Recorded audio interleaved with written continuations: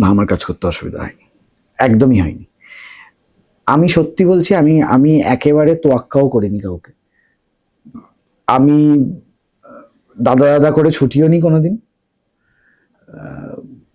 আমি আমার মতন করে স্বাধীনভাবে কাজ করেছি। এবার এবার একটা খুব মানে হিডেন বিষয় হচ্ছে, আমার কোনো স্ক্রিপ্ট, আপনি প্রযোজক, আপনার ভালো লাগলো না, আপনি বললেন যে না সৌরভ, এটা আমরা করব না, মানে আপনি আমাকে বাতিল করলেন, এবং আমি জানলাম আমার ক্রিয়েটিভ কারণে আমি বাতিল হলাম।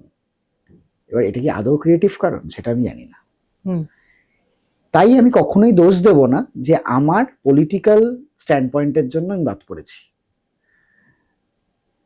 যদি সেটাও বাদ পড়ে থাকি, আমাকে সেটা বলা হয়নি, তাহলে আমাকে অন্য কারণ দেওয়া হয়েছে। এবং আমি যখন একটা এরকম আনসার্টেনটি ভরা ফিল্ডে এসছি, পলিটিক্যাল স্ট্যান্ড পয়েন্টের জন্য বাদ পড়ি আর আমার ক্রিয়েটিভ কাজের জন্য বাদ পড়বই, সবাই পড়ি। যে আমার বক্তব্য হচ্ছে, আমার প্রচুর বন্ধু ডিরেক্টর আছে যারা হয়তো তৃণমূল সমর্থক ছিল, তারা হয়তো আমার থেকে কম কাজ করেছে, তারা হয়তো অন্য কারণে বাদ পড়েছে। তাই আমি এই দোষটা দেবই না যে আমি সিপিএম সমর্থক বলে আমার কাজ চলে গেছে, বা আমাকে কাজ চলে গেছে ইন দ্য সেন্স আমাকে বলেছে যে তুমি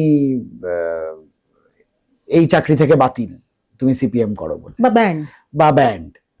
আমি সেই কারণে হইনি, বা এবং কি কি বাদ পড়েছি বহুবার, সেগুলো কারণগুলো আমি জানি আলাদা, তার পিছনে যদি কোনো হিডেন কজ থাকে, সেই নিয়ে আমার অভিযোগ জানানোর কিছু নেই। আর আমি অভিযোগ জানানোর পক্ষপাতী নই, আমি অভিযোগ জানাতে ভালোই বাসি না।